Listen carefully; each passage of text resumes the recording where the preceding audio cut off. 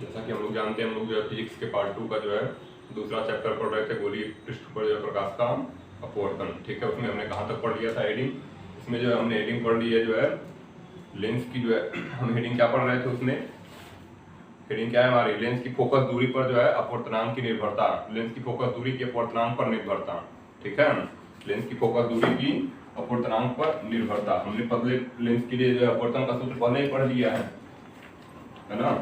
हम जो है पतले लेंस पर अपवर्तन का फार्मूला पढ़ चुके हैं। कौन से फार्मूले की बात की जा रही है, हम जानते हैं ये वाला फार्मूला हम पहले ही पढ़ चुके हैं।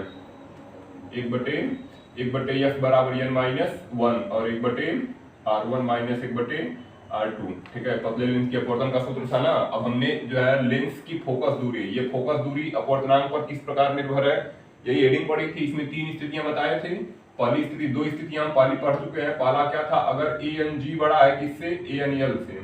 ANG बड़ा है किससे, ANL से। अब ANG और ANL क्या है, ANG क्या है, ANG जिस कांच को, ठीक है, मान लीजिए हमारा कोई लेंस था, ये कोई लिक्विड है, ये हमारा कोई द्रव है, ठीक है, और एक लेंस है, ये हमारा कोई लेंस था। इस लेंस को जिसका अपवर्तनांक कितना है, ANG है, और ये लिक्विड है जिसका अपवर्तनांक, ये द्रव है, इसका अपवर्तनांक ANL है। ये इस लेंस को इस द्रव में डुबो रही हैं।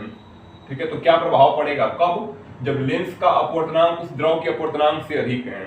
ठीक है, जब लेंस का अपवर्तनांक किससे ज्यादा है, लेंस का जो अपवर्तनांक है द्रव के अपवर्तनांक से अधिक है, तो प्रभाव क्या देखेंगे, 2 स्थितियां हम देख चुके हैं। ठीक है, इसमें जो है हम 3 स्थितियों की व्याख्या देखते हैं। हम जो है मुख्य 3 स्थितियां ही पढ़ते हैं ना इसमें। पहला क्या था, यदि ANG बड़ा होगा किससे, ANG बड़ा होगा ANL से। दूसरी स्थिति क्या हो जाएगी, यदि जो है ANG बराबर होगा ANL से।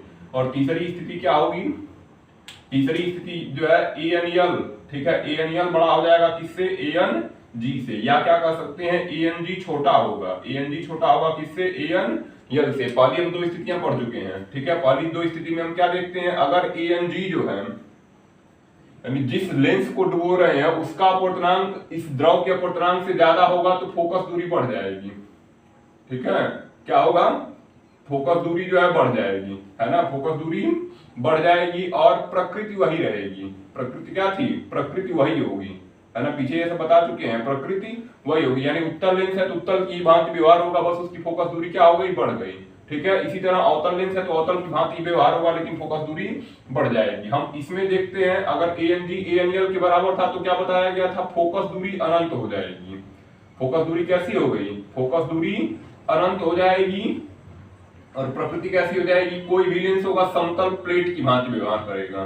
ठीक है, क्यों, क्योंकि फोकस दूरी किसकी अनंत होती है, समतल प्लेट की। तो ये 2 स्थितियां कर चुके हैं। आज हम कौन सी स्थिति पढ़ेंगे, इस तीसरी स्थिति को, जब ANL यानी इस द्रव का अपवर्तनांक इस कांच के अपवर्तनांक से ज्यादा हो, उस समय लेंस का व्यवहार इस द्रव में कैसा होगा, उसी को हम क्या करेंगे, उसी को जो है हम पढ़ने वाले हैं। ठीक है, तो लिखेंगे हम कौन सी स्थिति, तीसरी, है ना, तीसरी स्थिति बनाएंगे। तो चलिए ध्यान देते हैं आगे।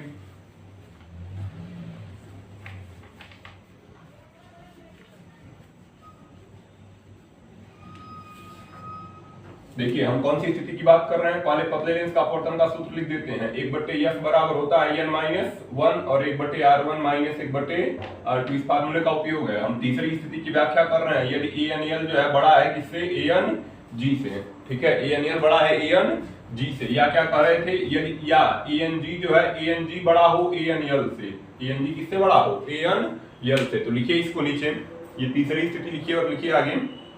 देखिए, यदि लेंस को ऐसे द्रव में डुबो दिया जाए, यदि लेंस को ऐसे द्रव में डुबो दिया जाए जिसका वायु के सापेक्ष अपवर्तनांक,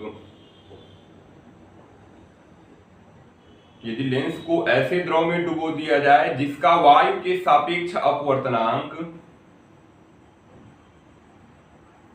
जिसका वायु के सापेक्ष अपवर्तनांक ANL, द्रव का अपवर्तनांक बोल रहे हैं।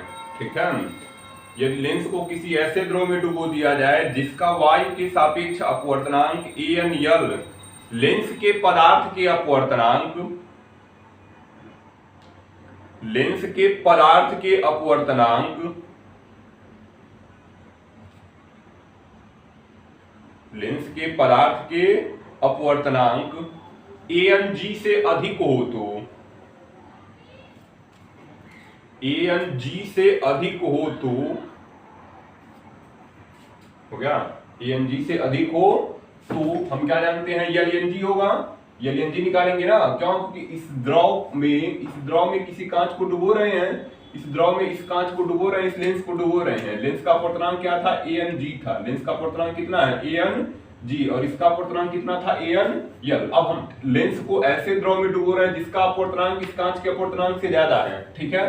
जब लेंस कांच में जाएगा तो हमको अपवर्तनांक कैसा चाहिए, लेंस कांच में चला गया ना, तो द्रव के सापेक्ष कांच का अपवर्तनांक चाहिए, क्यों, क्योंकि लेंस कांच में चला गया, तो यल एन जी निकालना होगा। यल एन जी बराबर क्या हो जाएगा, यल एन जी हो जाएगा, यल एन जी बताए थे दूसरा बटे पहला, दूसरा बटे पहला, मतलब ए एन जी बटे ए एन यल। अब हम चूंकि क्या देख रहे हैं, ए एन यल जो है बड़ा है, ए एन यल बड़ा है किससे, ए एन जी से, ए एन यल बड़ा है, मतलब हर जो है बड़ा है अंश से, तो यल एन जी अवश्य ही किससे छोटा आएगा, यल एन जी छोटा आ जाएगा किससे, एक से, यल एन जी छोटा होगा एक से, ठीक है, क्यों, क्योंकि हर जो है अंश से बड़ा है। अगर हम कह दें 4/5 तो अवश्य ही जो मान आएगा वह एक से कम ही आएगा, जैसे 0.8 आ जाएगा, 6/7 है ना, कुछ भी कर लो, ठीक है, 5/7 कर लो, यदि हर जो है अंश से बड़ा होगा तो जो मान होगा वह एक से क्या होगा, कम होगा, ठीक है, मान किससे कम होगा, एक से कम होगा। तो अतः अगर ए एन जी जो है छोटा है ए एन यल से, तो यल एन जी कितना आएगा, एक से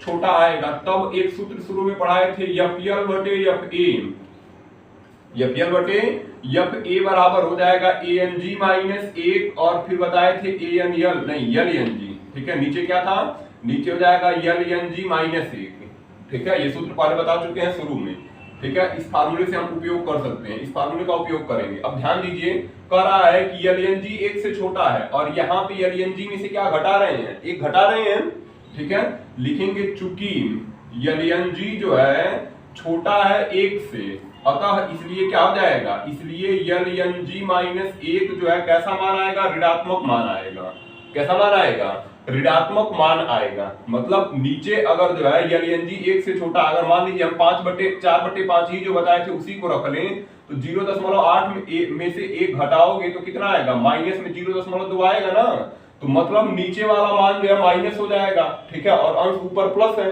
ऊपर प्लस है नीचे माइनस है, तो मान कैसा आ गया, मान ऋणात्मक आ गया, मान कैसा आ जाएगा, मान जो है ऋणात्मक आ जाएगा। अतः ठीक है, लिखेंगे यदि एन जी माइनस 1 कैसा होगा, ऋणात्मक होगा, तब क्या हो जाएगा, अब ध्यान दो, ऊपर प्लस आ गया नीचे माइनस आ गया, यानी हम कह रहे हैं एफ यल बटे एफ ए बराबर हो जाएगा प्लस बटे माइनस, इसका उड़ा यहाँ, इसका उड़ा यहाँ, यानी माइनस एफ यल किसके बराबर होगा, प्लस एफ ए के बराबर होगा, दोनों विपरीत चिन्ह होंगे, दोनों कैसे होंगे, विपरीत चिन्ह होंगे, ठीक है। तो हम लिखेंगे अगर यल एन जी का मान 1 से छोटा है तो यल एन जी जो मान आएगा क्या आएगा, माइनस आएगा, ये नीचे वाला मान माइनस आएगा, तब जो होगा, तब एफ यल तथा एफ ए, तब एफ यल तथा एफ ए है ना विपरीत होंगे, विपरीत चिन्ह के साथ होंगे, ठीक है, एफ यल तथा एफ ए विपरीत चिन्ह के साथ होंगे, ठीक है, विपरीत चिन्ह के साथ होंगे, ठीक है, विपरीत चिन्ह के साथ होंगे,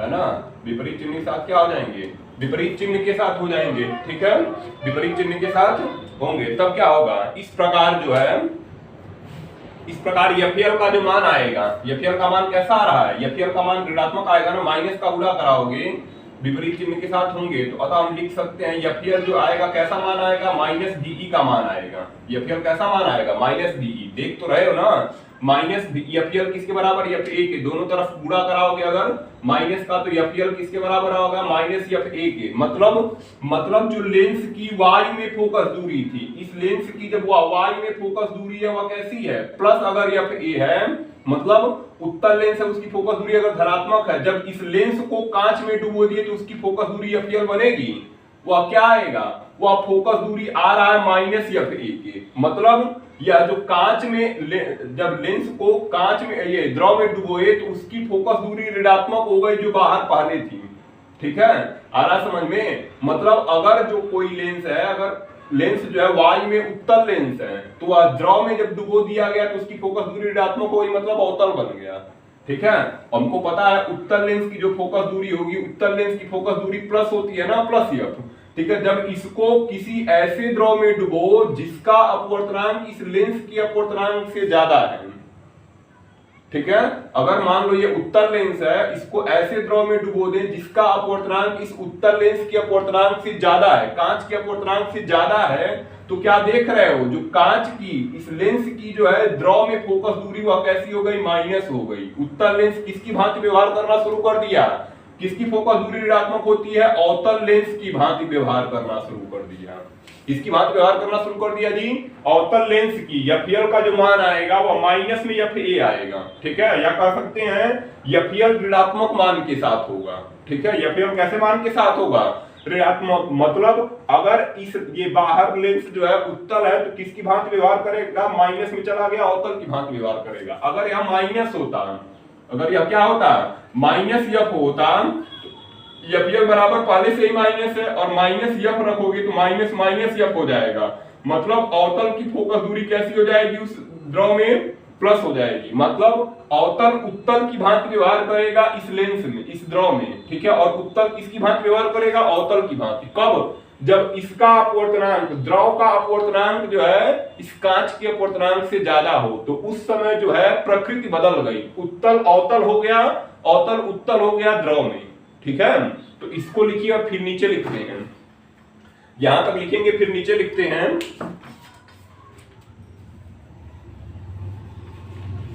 नीचे क्या लिखेंगे, इसके नीचे लिखिए, नीचे लिखिए, इस प्रकार वायु में जो लेंस, नीचे लिखिए इसके, इस प्रकार वायु में जो लेंस, इस प्रकार वायु में जो लेंस उत्तल था, इस प्रकार वायु में जो लेंस उत्तल था वह इस द्रव में, इस प्रकार वायु में जो लेंस उत्तल था वह इस द्रव में अवतल लेंस की भांति व्यवहार करेगा। इस प्रकार वायु में जो लेंस उत्तल था इस द्रव में अवतल लेंस की भांति व्यवहार करेगा, तथा वायु में जो लेंस अवतल था, तथा वायु में जो लेंस अवतल था वह इस द्रव में, तथा वायु में जो लेंस अवतल था वह इस द्रव में उत्तल लेंस की भांति व्यवहार करेगा, तथा वायु में जो लेंस अवतल था वह इस द्रव में उत्तल लेंस की भांति व्यवहार करेगा।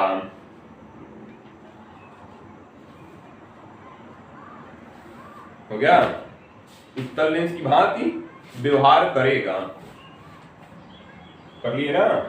जैसे लिख लो, जैसे, आगे जैसे करके लिखो, इंपॉर्टेंट है ये जैसे, ये जो है उदाहरण जो दिया गया वो इंपॉर्टेंट है। लिखिए, जैसे वायु का बुलबुला, जैसे वायु का बुलबुला जिसकी सतह उत्तल होती है, अगर वायु का बुलबुला बाहर है तो उसकी सतह कैसी होगी, उत्तल, है ना। लिखिए, जैसे वायु का बुलबुला जिसकी सतह उत्तल होती है, जल के अंदर, जिसकी सतह उत्तल होती है, जल के अंदर अवतल लेंस की भांति व्यवहार करता है। वायु का बुलबुला जिसकी सतह उत्तल होती है, जल के अंदर अवतल लेंस की भांति व्यवहार करता है। हो गया, जल के अंदर अवतल लेंस की भांति व्यवहार करता है, ठीक है। अब तीनों स्थिति हमारी क्लियर हो गई, ठीक है। तीनों स्थिति हम जो है पढ़ चुके हैं, यानी फोकस दूरी पर जो है, फोकस दूरी अपवर्तनांक पर किस प्रकार निर्भर है ये स्थिति हम पढ़ चुके हैं। तीन स्थितियां थी ना, तीन कौन सी थी, अगर ANG बड़ा है ANL से तो क्या प्रभाव है, तो जो है केवल फोकस दूरी बढ़ गई, फोकस दूरी क्या हो गई, फोकस, इतना ही याद रख लोगे तो भी हमारा काम चल जाएगा। अगर एक नंबर में पूछा तो फोकस दूरी क्या हो जाएगी, बढ़ जाएगी, फोकस दूरी बढ़ जाएगी। कब, जब कांच का अपवर्तनांक जो होगा द्रव के अपवर्तनांक से अधिक होगा, ठीक है। प्रकृति पर क्या प्रभाव पड़ेगा, प्रकृति वही होगी, ठीक है, प्रकृति वही होगी, मतलब उत्तल जो है उत्तल ही रहेगा, ठीक है, और अवतल जो होगा अवतल ही रहेगा। बस क्या प्रभाव है, बस जो है फोकस दूरी बढ़ेगी उनकी, ठीक है। दूसरी स्थिति क्या बताए, अगर ए एन जी बराबर है ए एन एल के, तो फोकस क्या हो गया, तो फोकस जो है अनंत हो गया। ठीक है, फोकस अनंत होगा। प्रकृति पर क्या प्रभाव है, प्रकृति जो हो जाएगी समतल प्लेट की भांति हो जाएगी। समतल प्लेट हो गया, उत्तल हो या अवतल हो। ठीक है, किसी कांच को ऐसे द्रव में डुबो दें जिसमें दोनों का अपवर्तनांक बराबर हो, तो लेंस कोई भी हो, फोकस दूरी अनंत हो जाएगी, प्रकृति समतल प्लेट हो गई। तीसरी स्थिति क्या बोले हैं, अगर जो है ए एन जी जो है छोटा है ए एन एल से, मतलब कांच को ऐसे द्रव में डुबो जिसमें कांच का अपवर्तनांक कम, द्रव का अपवर्तनांक ज्यादा हो, तो फोकस दूरी क्या हो जाएगी, फोकस दूरी बदल जाएगी। ठीक है, फोकस दूरी बदल जाएगी। मतलब प्रकृति पर क्या प्रभाव है, प्रकृति पर उत्तल किसकी भांति व्यवहार करेगा, अवतल की भांति। ठीक है, और अवतल किसकी भांति व्यवहार करेगा, अवतल जो है उत्तल की भांति व्यवहार करना शुरू कर दिया। ठीक है, ये तीन स्थितियां तो कम से कम ऐसे ही लिख डालिएगा। ठीक है, क्यों, कि ऐसे ही ऑप्शनल में पूछ सकता है, छोटे छोटे एक एक नंबर में सवाल में पूछ लेगा। ठीक है, ध्यान रखिए इसको, है ना। ये 7वां दीर्घ उत्तरीय का देखेंगे, कुमार मित्तल में दीर्घ उत्तरीय का 7वां सवाल इसी पर निर्भर पूछ लिया है। ठीक है, इसी पर निर्भर सवाल पूछ लिया गया 7वां सवाल, है ना, तो इसको ध्यान रखेंगे।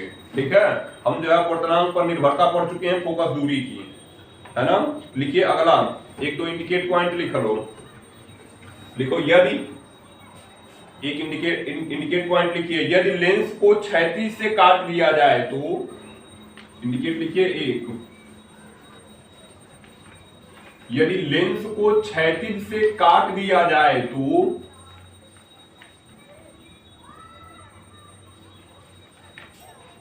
यदि लेंस को क्षैतिज से काट दिया जाए तो लेंस की फोकस दूरी में कोई परिवर्तन नहीं होगा। हो गया, यदि लेंस को क्षैतिज से काट दिया जाए तो लेंस की फोकस दूरी में कोई परिवर्तन नहीं होगा। लेंस की फोकस दूरी में कोई परिवर्तन नहीं होगा, परंतु इसके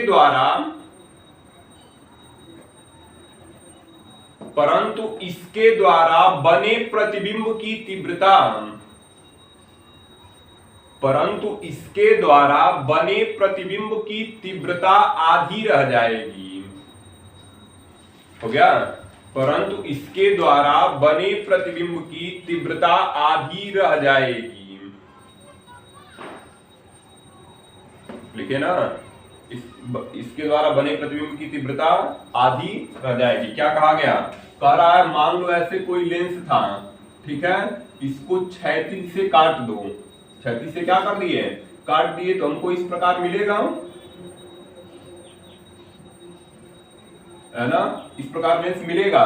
तो कह रहा है फोकस दूरी में कोई चेंज नहीं होगा। ठीक है, फोकस दूरी जो है परिवर्तित नहीं। ठीक है, फोकस दूरी में परिवर्तन, फोकस दूरी परिवर्तन नहीं, है ना, लेकिन जो तीव्रता है, तीव्रता कैसी हो जाएगी, तीव्रता आधी रह जाएगी। तीव्रता कैसी हो गई, आधी। कब, जब लेंस को जो है हम क्षैतिज से काटे, है ना, लेंस को कैसे काट रहे हैं, क्षैतिज, है ना। अब दूसरी स्थिति में देखेंगे लेंस को अगर ऊर्ध्वाधर काट दें, ठीक है, तो ये चित्र बना के ये नीचे लिख लेना, फोकस दूरी में परिवर्तन नहीं, तीव्रता कैसी हो गई, आधी। तीव्रता कैसी हो गई, आधी। ये तो अभी हम लेंस को कैसे काट रहे हैं, क्षैतिज। अब लेंस को ऊर्ध्वाधर काटेंगे, तब देख रहे हैं फोकस दूरी पर क्या प्रभाव है। ठीक है, फोकस दूरी और तीव्रता पर क्या प्रभाव है जब हम लेंस को कैसा काटेंगे, ऊर्ध्वाधर। अभी लेंस को हम क्षैतिज काटे हैं तो फोकस दूरी में कोई परिवर्तन नहीं हुआ है। जितनी इस लेंस की थी, पूरे लेंस की थी, उतनी ही इस आधे लेंस की फोकस दूरी होगी, बस तीव्रता घट जाएगी। क्यों, क्योंकि प्रकाश की मात्रा अब कम जाएगी। ठीक है, या छोटा लेंस हो गया, इसमें से कम प्रकाश जाएगा। ठीक है, इसलिए तीव्रता क्या हो गई, आधी, लेकिन फोकस दूरी में कोई चेंज नहीं हुआ। ठीक है, तो दूसरा इंडिकेट पॉइंट देखते हैं। दूसरा इंडिकेट क्या होगा, यदि लेंस को ऐसे काटें, है ना, लेंस को जो है हम ऊर्ध्वाधर काट दें, ठीक है, तो दो भाग बनेंगे, एक भाग ऐसा हो जाएगा, ठीक है, और दूसरा भाग ये हो जाएगा। हो गया ना। तो अगर अभी हम मान लें लेंस को काटने से पहले इसकी वक्रता त्रिज्या R1 और इसकी वक्रता त्रिज्या क्या हो गई, R2। ठीक है, R1 और R2 हो गई। तो लिखिए दूसरा इंडिकेट पॉइंट लिखिए, यदि लेंस को ऊर्ध्वाधर से काट दिया जाए तो यदि लेंस को ऊर्ध्वाधर से काट दिया जाए तो, यदि लेंस को ऊर्ध्वाधर से काट दिया जाए तो प्रत्येक भाग की फोकस दूरी, प्रत्येक भाग की फोकस दूरी दोगुनी हो जाएगी। प्रत्येक भाग की फोकस दूरी दोगुनी हो जाएगी, परंतु तीव्रता पर कोई प्रभाव नहीं पड़ेगा। प्रत्येक भाग की फोकस दूरी दोगुनी हो जाएगी, परंतु तीव्रता पर कोई प्रभाव नहीं पड़ेगा। हो गया? परंतु तीव्रता पर कोई प्रभाव नहीं पड़ेगा। मतलब अगर इस लेंस को दो भाग में काट दिए ऐसे, तो जितनी, ठीक है, फोकस दूरी इस लेंस की, इस पूरे लेंस की जितनी फोकस दूरी थी, इस प्रत्येक भाग की फोकस दूरी इसकी फोकस दूरी की दोगुनी हो गई। इसकी फोकस दूरी की कितने गुनी हो गई? दोगुनी हो गई। और ठीक है, तीव्रता वही रही। फोकस दूरी जो है दोगुनी हो गई। इस लेंस की फोकस दूरी क्या हो गई? दोगुनी। ठीक है, और इसकी दोगुनी इस पूरे लेंस की दोगुनी हो जाएगी। इस जितनी इस लेंस की फोकस दूरी थी, इस प्रत्येक भाग की फोकस दूरी इसकी दोगुनी है। ठीक है, फोकस दूरी कितनी है? दोगुनी है। लाइन छोड़िए, नीचे लिखिए, यदि लेंस के दोनों पृष्ठों की,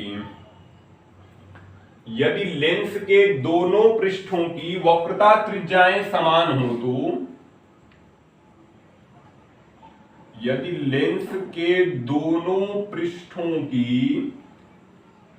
वक्रता त्रिज्याएं, है ना, वक्रता त्रिज्याएं समान हो तो, अर्थात क्या हो जाएगा? अर्थात हम क्या कर रहे हैं जी? अर्थात R1 किसके बराबर है? R2 के। ये किसके बराबर होगा? R के। R1 किसके बराबर है? R2 के। और ठीक है, और ये किसके बराबर हो जाएगा? R के, है ना। तो काटने से पहले फोकस दूरी, है ना, काटने से पहले, काटने से पहले फोकस दूरी, फोकस दूरी, मान लो ये लेंस था, एक और बना देते हैं। ठीक है, ये लेंस है, इसका हो जाएगा R1, ये हो जाएगा R2। R1 किस तरफ है? दाहिनी ओर, तो ये प्लस R हो जाएगा क्योंकि वक्रता त्रिज्या समान है। और R2 क्या हो जाएगा? R2 बाईं ओर है, इसलिए R2 बराबर हो जाएगा -R। तो काटने से पहले R1 बराबर होगा प्लस R। समझ में आया ना? R1 दाहिनी ओर है और R2 किस तरफ है? बाईं ओर, इसलिए माइनस। तो R1 बराबर हो जाएगा प्लस R, तथा R2 बराबर क्या हो जाएगा? R2 बराबर हो जाएगा -R। ठीक है, फोकस दूरी क्या आएगी? फोकस दूरी हो जाएगी, फार्मूला कौन सा लगाओगे? यही 1/F बराबर। ठीक है, फोकस दूरी के लिए कौन सा फार्मूला है? 1/F बराबर बताए थे n-1, और फिर 1/R1 माइनस 1/R2। इसी फार्मूले का उपयोग करो तो 1/F बराबर हो जाएगा n-1, और फिर हो जाएगा 1/R1। R1 की जगह लिखोगे प्लस R, तो R1 की जगह R हो जाएगा। ठीक है, और R2 की जगह कितना रखोगे? R2 की जगह -R कर लोगे। ठीक है, तो प्लस हो जाएगा माइनस, और यहाँ पे -R हो जाएगा। इसको बंद कर देते हैं, माइनस माइनस का गुणा कराएंगे प्लस, तो 1/F बराबर हो जाएगा n-1, और फिर हो जाएगा 1/R, और माइनस माइनस हो गया प्लस 1/R। प्लस कितना हो गया? 1/R हो गया। तो 1/F बराबर कितना आएगा? n-1, और हो जाएगा एलसीएम दोनों में समान होगा तो हो जाएगा 2/R। कितना हो गया? 2/R हो गया। इसको क्या बना लेते हैं? इसको बना लेते हैं समीकरण नंबर 1। क्या बना देते हैं? समीकरण नंबर 1। अब लिखेंगे काटने के बाद, है ना, काटने के बाद फोकस दूरी, काटने के बाद फोकस दूरी। अब देखिए काट दिए तो अब क्या हो गया? दो अलग अलग बन गया ना, इसको अलग अलग कर देते हैं। एक भाग यह हो गया और दूसरा भाग यह हो गया, तो एक भाग का हम निकाल देते हैं, उसी से काम चल जाएगा। ये देखो R1 कितना है? R1 तो प्लस R आ जाएगा। R2 समतल हो गया। R2 कौन सा हो गया? समतल। और हमको पता है समतल प्लेट की वक्रता त्रिज्या और फोकस दूरी दोनों अनंत होती है, तो R2 कितना आ जाएगा? R2 हमारा इनफाइनाइट हो जाएगा। क्यों? कि समतल प्लेट की जो है वक्रता त्रिज्या और फोकस दूरी दोनों क्या होगी? अनंत। तो हम क्या लिखेंगे? R1 बराबर लिखेंगे प्लस R, और R2 बराबर क्या लिखेंगे? इनफाइनाइट। R2 बराबर क्या लिखेंगे? अनंत लिखेंगे। तो क्या आएगा फिर फोकस दूरी? 1/F डैश कर देते हैं, 1 बटे एफ डैश बराबर हो जाएगा n माइनस 1 और सूत्र क्या है 1 बटे आर है ना 1 बटे R1 है यहाँ R1 की जगह लिखेंगे प्लस आर और माइनस 1 बटे इनफाइनाइट ठीक है तो हो जाएगा 1 बटे एफ डैश क्या हो जाएगा 1 बटे एफ डैश हो जाएगा है ना 1 बटे एफ डैश बराबर कितना n माइनस 1 और ये तो 0 हो जाएगा ठीक है कितना आ जाएगा केवल 1 बटे आर आ जाएगा कितना आ जाएगा 1 बटे आर आ गया इसको हम क्या करेंगे इसको हम बना देंगे समीकरण नंबर 2 ठीक है इसको क्या बना दिए समीकरण नंबर 2 अब हमको क्या देखना है यहाँ पे ध्यान दो इसको हम क्या देखेंगे समीकरण 1 और 2 से करेंगे ना समीकरण 1 और 2 से देखेंगे ठीक है तो हम क्या लिखेंगे यहाँ पे देखो यहाँ पे लिखते हैं समीकरण 1 से कहां से लिखेंगे समीकरण 1 से समीकरण 1 है क्या 1 बटे एफ बराबर है n माइनस 1 ठीक है n माइनस 1 और क्या है 2 बटे आर है 2 बटे आर है इसको हम ऐसे भी लिख देंगे ठीक है इसको हम लिख सकते हैं 1 बटे एफ बराबर n माइनस 1 और गुणे 1 बटे आर गुणे 2 1 बटे आर गुणे 2 ठीक है इसको ऐसे लिख देंगे 2 1 कम 2 फिर यही आएगा लेकिन ऐसा क्यों बनाए क्योंकि इतना जो है इतना यह क्या है यह समीकरण 2 है यह क्या है समीकरण 2 है तो क्या देख रहे हो तो हम क्या लिखेंगे समीकरण 2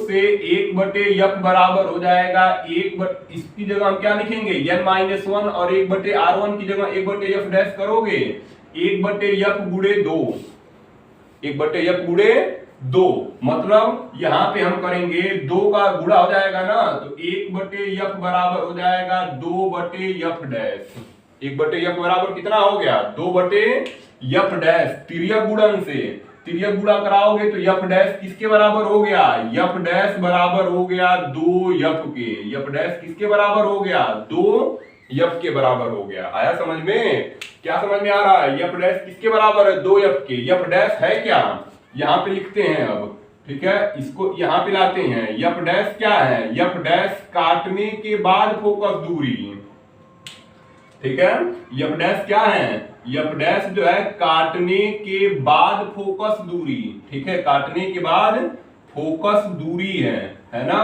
और एफ क्या है एफ काटने से पहले फोकस दूरी ठीक है काटने से पहले फोकस दूरी है आया समझ में काटने से पहले क्या है काटने से पहले जो है फोकस दूरी है तो क्या देख रहे हैं जो काटने के बाद फोकस दूरी है वह काटने से पहले फोकस दूरी की दोगुनी है ठीक है काटने के बाद जो फोकस दूरी आई है वह काटने से पहले फोकस दूरी की क्या है दोगुनी है यही कहा गया है यदि किसी लेंस को हम ऊर्ध्वाधर से काट दें तो कटे हुए भाग की फोकस दूरी जो होगी उस लेंस की जो नहीं कटा था उसकी फोकस दूरी की दोगुने के बराबर है फोकस दूरी के कैसे बराबर है दोगुने के या उसका प्रूफ है तो लिखिए इसको अब फोकस दूरी के किसके बराबर है 2 गुने के तो इसको लिख लो पूरा यहाँ तक प्रूफ को ठीक है कैसे हो रहा है या लिख लेंगे पूरा उतारिए हो गया ये तो हम क्या देख रहे हैं अगर लेंस को जो है ऊर्ध्वाधर से काटेंगे तो फोकस दूरी जो है काटने के बाद जो फोकस दूरी होगी प्रारंभिक फोकस दूरी की दोगुनी हो जाएगी और क्षैतिज से काटेंगे तो फोकस दूरी पर कोई प्रभाव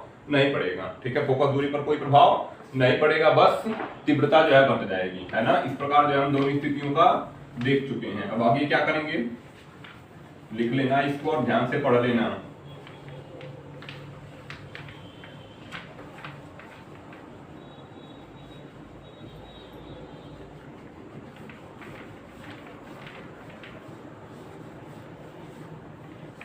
अगली हेडिंग हम क्या बनाएंगे हेडिंग बनाइए पतले लेंस द्वारा प्रतिबिंब बनाने के नियम हेडिंग क्या है पतले लेंस द्वारा है ना पतले लेंस द्वारा प्रतिबिंब बनाने के नियम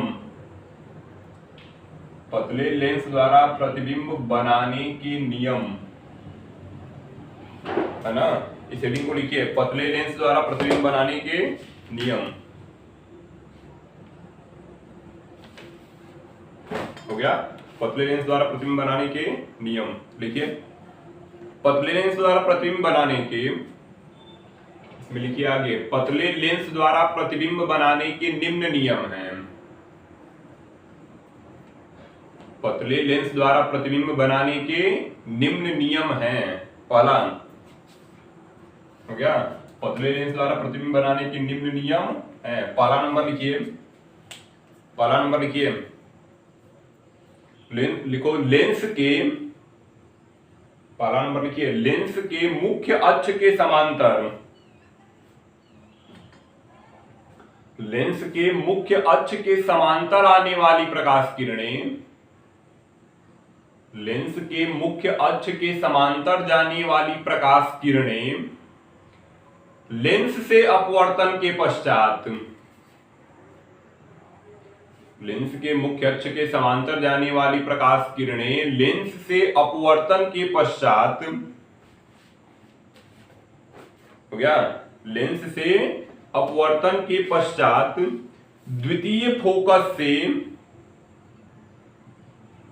अपवर्तन के पश्चात द्वितीय फोकस से होकर जाती हैं, द्वितीय फोकस से होकर जाती हैं या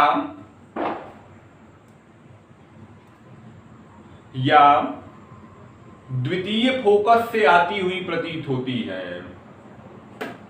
लेंस के मुख्य अक्ष के समांतर जाने वाली प्रकाश किरणें लेंस से अपवर्तन के पश्चात द्वितीय फोकस से होकर जाती हैं या द्वितीय फोकस से आती हुई प्रतीत होती हैं। इसमें फोकस से होकर जाएंगी उत्तल लेंस में और अवतल में आती हुई प्रतीत होंगी। तो किरण आरेख कैसे बनाएंगे, ठीक है।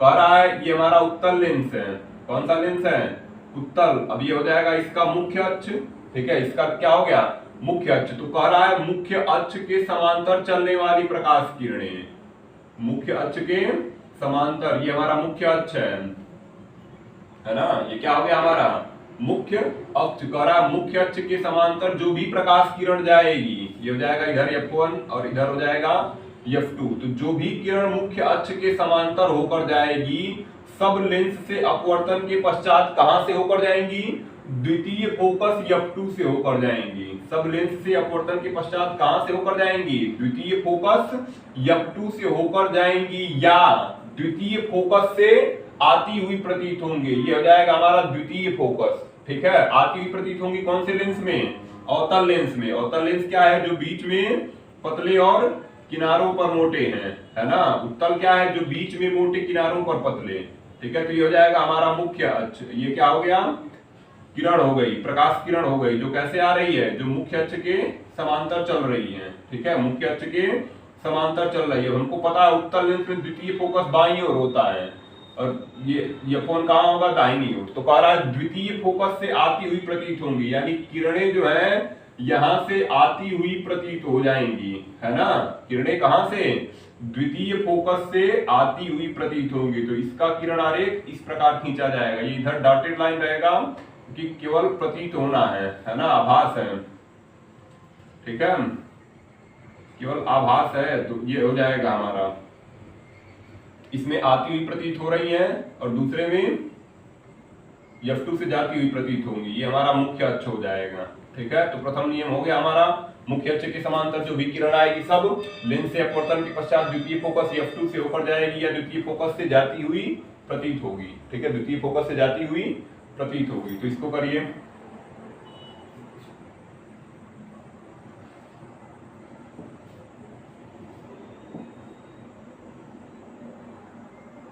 है ना। चलिए मिटाते हैं। दूसरा नियम लिखिए, नंबर 2, इसको मिटा देते हैं। दूसरा नियम लिखिए, लिखिए लेंस के प्रथम मुख्य फोकस से होकर, दूसरा नियम लिखिए, लेंस के प्रथम मुख्य फोकस से होकर जाने वाली प्रकाश किरणें, लेंस के प्रथम मुख्य फोकस से होकर जाने वाली प्रकाश किरणें, हो गया, लेंस के प्रथम मुख्य फोकस से होकर जाने वाली प्रकाश किरणें लेंस से अपवर्तन के पश्चात, लेंस से अपवर्तन के पश्चात, हो गया, लेंस से अपवर्तन के पश्चात मुख्य अक्ष के समांतर हो जाती हैं, है ना।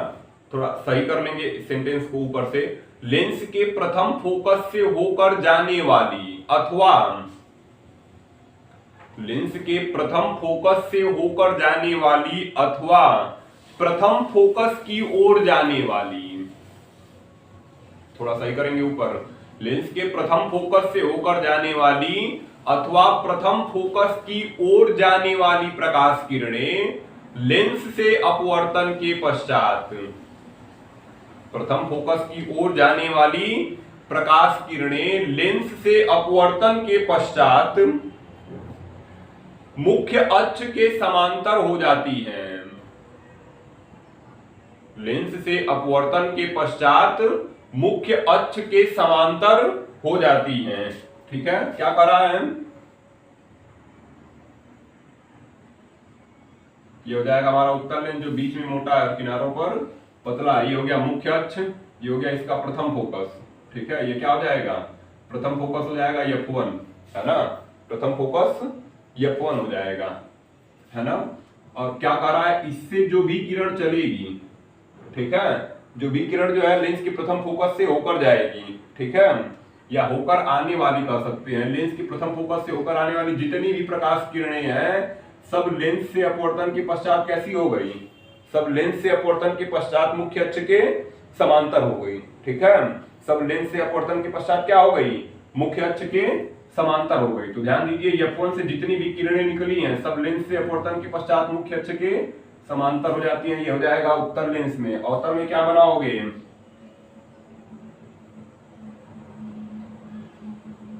अवतल में हम ध्यान देते हैं,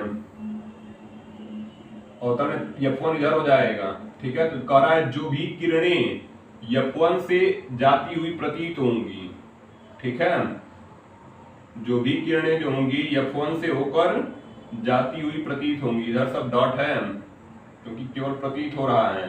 सब लेंस से अपवर्तन के पश्चात मुख्य अक्ष की क्या हो गई? मुख्य अक्ष के समांतर हो गई। ये हो जाएगा हमारा क्या?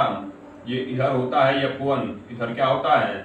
F1। सब मुख्य अक्ष की क्या हो रही है? समांतर हो रही है। सब किरणें कैसी हो गई? मुख्य अक्ष के समांतर हो गई। तो ये डॉटेड लाइन यहाँ पे दिखाएंगे, है ना। और फिर क्या हो रही है? मुख्य अक्ष की क्या हो गई? समांतर हो जाएंगी सारी किरणें। ये दूसरा नियम है क्या? लेंस की प्रथम फोकस से होकर जाने वाली, ठीक है, या प्रथम फोकस से होकर आने वाली या प्रथम फोकस की ओर जाने वाली प्रकाश किरणें लेंस से अपवर्तन के पश्चात मुख्य अक्ष के समांतर हो जाती हैं। मुख्य अक्ष की क्या हो गई? समांतर। दूसरे वाले में ये चित्र बनाएंगे, ठीक है, दूसरे नियम में ये चित्र बनाएंगे और फिर तीसरा नियम लिखते हैं। ये दोनों चित्र बना लेंगे, ठीक है। तीसरा नियम ध्यान देते हैं। तीसरा नियम ध्यान दो, लिखिए। तीसरा नियम लिखिए, लेंस के प्रकाशिक केंद्र से होकर जाने वाली, एकदम दर्पण की तरह ये है, ठीक है। लिखिए तीसरा नियम, लेंस के प्रकाशिक केंद्र से होकर जाने वाली किरणें, लेंस के प्रकाशिक केंद्र से होकर जाने वाली किरणें लेंस से बिना विचलित हुए, या ऐसे लिख सकते हो, लेंस के प्रकाशिक केंद्र से होकर जाने वाली किरणें लेंस से अपवर्तन के पश्चात, प्रकाशिक केंद्र से होकर जाने वाली किरणें लेंस से अपवर्तन के पश्चात बिना विचलित तथा बिना विस्थापित हुए, लेंस से अपवर्तन के पश्चात बिना विचलित तथा बिना विस्थापित हुए सीधे निकल जाती हैं। बिना विचलित तथा बिना विस्थापित हुए सीधे निकल जाती हैं। हो गया? बिना विचलित तथा बिना विस्थापित हुए सीधे निकल जाती हैं। किरण आरेख क्या होगा? ये हो जाएगा हमारा प्रकाशिक केंद्र C। हमको पता है द्विउत्तल हो और द्विअवतल हो, उसका प्रकाशिक केंद्र कहाँ होता है? बीच में होता है, ठीक है। तो जो भी किरण जो है प्रकाशिक केंद्र से होकर जाएगी सब उसी मार्ग में सीधी चली जाएंगी बिना विचलित हुए, ठीक है। इसी तरह जो है हमारा द्विअवतल में करेंगे। हमको पता है द्विअवतल का भी प्रकाशिक केंद्र बीच से ही आएगा, ठीक है। तो इससे भी जो भी किरण जाएगी वो क्या हो गई? बिना विचलित हुए सीधे निकल गई, है ना। बिना विचलित हुए क्या हो गई? सीधे निकल गई। तो ये हो जाएगा हमारा। तो ये तीसरा नियम हो गया। चौथा नियम ध्यान देते हैं। मूलतः ये तीन नियमों का उपयोग है, लेकिन चौथा नियम भी एक दिया है तो पढ़ लेते हैं इसमें। ठीक है, तो ये बना लेंगे। प्रकाशिक केंद्र से होकर जाने वाली किरणें बिना विचलित हुए सीधे निकलती हैं। ठीक है, नियम नंबर 4 ध्यान देते हैं। लिखिए चौथा नियम। ये सब क्या है? प्रतिबिंब बनाने के नियम है ना। 3 नियम हो गए। जो भी किरण मुख्य अक्ष के समांतर आएगी सब लेंस से अपवर्तन के पश्चात द्वितीय मुख्य फोकस से होकर जाएंगी। दूसरा नियम क्या कह रहा था? जो भी किरण F1 से होकर आएगी वह सब लेंस से अपवर्तन के पश्चात मुख्य अक्ष के समांतर होगी। तीसरा नियम, जो भी किरण प्रकाशिक केंद्र से होकर जाएगी बिना विचलित हुए सीधे निकल जाएगी। चौथा नियम लिखिए। चौथा नियम लिखिए, देखो परस्पर समांतर आपतित किरणें, परस्पर समांतर आपतित किरणें हो गया। परस्पर समांतर आपतित किरणें, क्वेश्चन में लिख लो, जो मुख्य अक्ष के समांतर न हो, आपस में समांतर, मुख्य अक्ष के समांतर नहीं है। अभी चित्र देखेंगे तो समझ में आएगा। तो लिखिए परस्पर समांतर आपतित किरणें, क्वेश्चन में जो मुख्य अक्ष के समांतर न हो, क्वेश्चन बंद करिए, लेंस से अपवर्तन के पश्चात, लेंस से अपवर्तन के पश्चात, लेंस से अपवर्तन के पश्चात फोकस तल में स्थित, लेंस से अपवर्तन के पश्चात फोकस तल में स्थित किसी बिंदु पर, फोकस तल में स्थित किसी बिंदु पर या तो मिलती हैं, फोकस तल में स्थित किसी बिंदु पर या तो मिलती हैं या उससे आती हुई प्रतीत होती हैं। हो गया, या तो मिलती हैं या उससे आती हुई प्रतीत होती हैं। ठीक है, या तो मिलती हैं या तो उससे आती हुई प्रतीत होती हैं। परस्पर समांतर आपतित किरणें लेंस से अपवर्तन के पश्चात फोकस तल में स्थित किसी बिंदु पर या तो मिलती हैं या उससे आती हुई प्रतीत होती हैं। देखिए ये हमारा कौन सा लेंस हो गया? ये हमारा हो जाएगा उत्तल लेंस, है ना। अब कह रहा है किरणें परस्पर समांतर तो होंगी लेकिन मुख्य अक्ष के समांतर नहीं है, मुख्य अक्ष के समांतर नहीं है। तो मान लेते हैं ये हो जाएगा F1। ये कितना हो गया? ये हो गया हमारा F1। तो अब यहां से एक किरण को गुजारोगे, ठीक है, इधर हमारा F2 है, इधर क्या है? F2। फोकस तल क्या है? वह तल जो फोकस से होकर जाए, ठीक है, फोकस से होकर जाए और मुख्य अक्ष के समांतर हो, फोकस से होकर भी जाए और मुख्य अक्ष के समांतर तल को हम फोकस तल कहते हैं। तो मान लेते हैं ये हमारा कौन सा तल है? ये हमारा जो है फोकस तल है। अब 2 किरणें हैं जो परस्पर समांतर आ रही हैं। तो देख रहे हो, एक किरण को हम F1 से गुजारे हैं और एक किरण को कहां से गुजारे हैं? C से। ठीक है, एक किरण को कहां से गुजारे हैं? प्रकाशिक केंद्र से। देखिए ये दोनों किरणें परस्पर समांतर हैं लेकिन मुख्य अक्ष के समांतर नहीं है। ये हमारा कौन सा अक्ष है? ये हमारा मुख्य अक्ष है। तो जो दोनों किरणें हैं वो मुख्य अक्ष के समांतर नहीं है लेकिन आपस में समांतर हैं। ठीक है, अब हमको पता है जो भी किरण F1 से प्रथम फोकस से होकर जाएगी सब लेंस से अपवर्तन के पश्चात मुख्य अक्ष के समांतर होंगी। सब लेंस से अपवर्तन के पश्चात क्या होंगी? मुख्य अक्ष के समांतर। तो जो भी किरण F1 से होकर गई सब लेंस से अपवर्तन के पश्चात मुख्य अक्ष के समांतर हो गई। और ये भी पता है जो भी किरण C से होकर जाएगी, जो भी किरण प्रकाशिक केंद्र से होकर जाएगी बिना विचलित हुए सीधे निकलेगी। ठीक है, बिना विचलित हुए सीधे निकल जाएगी। ये दोनों कहां पर मिल रही है? फोकस तल के किसी बिंदु पर मिल रही है और यहीं पे जो है क्या बनने वाला है? प्रतिबिंब बनने वाला है। यहीं पे क्या बनेगा? प्रतिबिंब। तो परस्पर समांतर आपतित किरणें लेंस से अपवर्तन के पश्चात फोकस तल के किसी बिंदु पर मिलती हैं या उससे आती हुई प्रतीत होती हैं। तो हम उत्तल में देख रहे हैं परस्पर मिल रही हैं, अवतल में क्या देखेंगे? अवतल में जो है आती हुई प्रतीत हो जाएंगी। ठीक है, तो अवतल का भी चित्र देख लेते हैं। ये हो जाएगा हमारा अवतल लेंस, ये हो जाएगा इसका मुख्य अक्ष।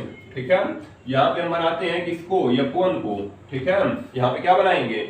यहाँ पे हो जाएगा हमारा F1 और यहां से ध्यान दो, ये तो हमारा C हो गया। ठीक है, ये हमारा क्या हो गया? C। अब यहाँ पे हो जाएगा, मान लेते हैं F2। यहाँ पे जो है F2 है और ये इसका फोकस तल है। F2 का क्या हो गया? ये फोकस तल, ऊपर भी खींच सकते हैं। ये हो जाएगा हमारा F2 और ये हो गया इसका फोकस तल। तो एक किरण को हम कहां से गुजारती है? एक किरण को C से गुजारती है। ठीक है। और जो विकिरण सी से होकर गई सब बिना विचलित हुए सीधे निकल गई। जो विकिरण सी से होकर गई बिना विचलित हुए क्या हो गई, सीधे निकल गई। और एक किरण को हम कहां से गुजार रहे हैं, F1 से, ठीक है। एक किरण को हम F2 से गुजारते हैं, ठीक है। एक किरण को कहां से गुजार दिए, F2 से। जैसे आगे बढ़ गई तो कहां से आती हुई प्रतीत हो रही है ये दोनों किरणें, कह रहा है कि लेंस से जो है परस्पर समांतर आपतित किरणें लेंस से अपवर्तन के पश्चात फोकस तल के किसी बिंदु पर मिलती हैं, फोकस तल के किसी बिंदु पर मिलती हैं या उससे आती हुई प्रतीत होती हैं। तो ये जो दोनों किरणें हैं कहां से आकर प्रतीत होंगी, फोकस तल के किसी बिंदु से।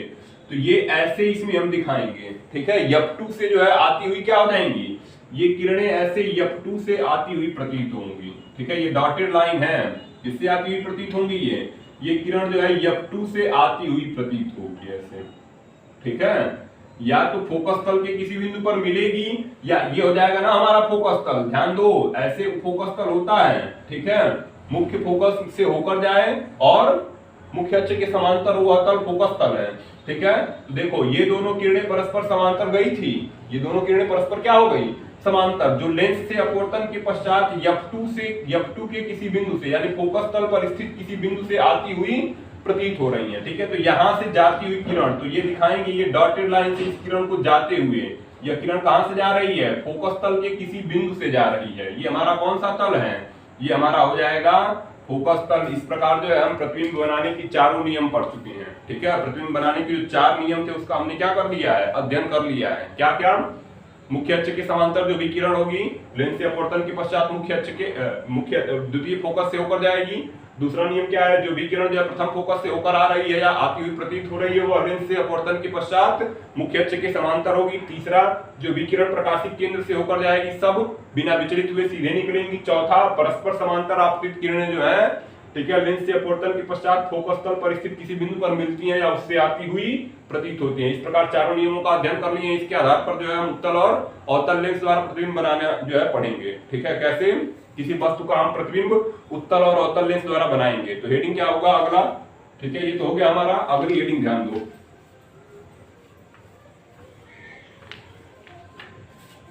हेडिंग हो जाएगी लेंस द्वारा प्रतिबिंबों का बनना। हेडिंग क्या है, लेंस द्वारा प्रतिबिंबों का बनना।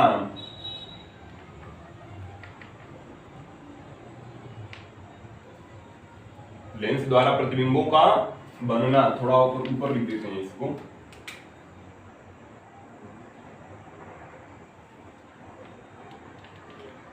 हेडिंग है लेंस द्वारा प्रतिबिंबों का बनना।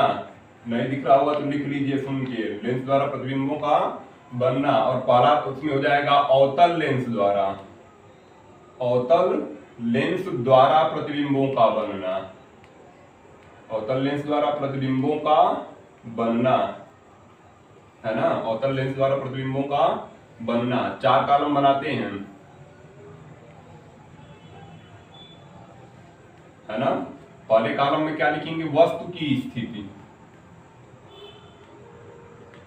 पहले कॉलम में क्या हो गया, वस्तु की स्थिति। दूसरे कॉलम में प्रतिबिंब की स्थिति, दूसरे कॉलम में प्रतिबिंब की स्थिति। तीसरे कॉलम में प्रतिबिंब का आकार, है ना, प्रतिबिंब का आकार। और चौथे कॉलम में हो जाएगा प्रतिबिंब की प्रकृति। चौथे कॉलम में प्रतिबिंब की प्रकृति। ये 4 कॉलम हमारे हो गए, है ना। 4 कॉलम बनाइए जल्दी से इसको।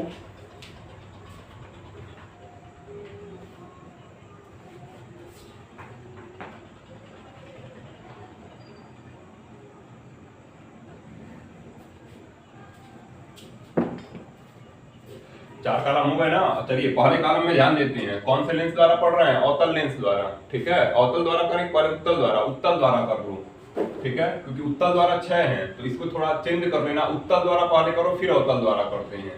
पहले उत्तल लेंस द्वारा प्रतिबिंब का बनना पड़ते हैं, ठीक है। कौन से लेंस द्वारा, उत्तल लेंस द्वारा, क्योंकि इसमें 6 हैं तो जल्दी कर लेंगे इसको, ठीक है। 2 अवतल में 2 ही हैं, ठीक है। तो इसको पहले कर लेते हैं फिर उसको करेंगे।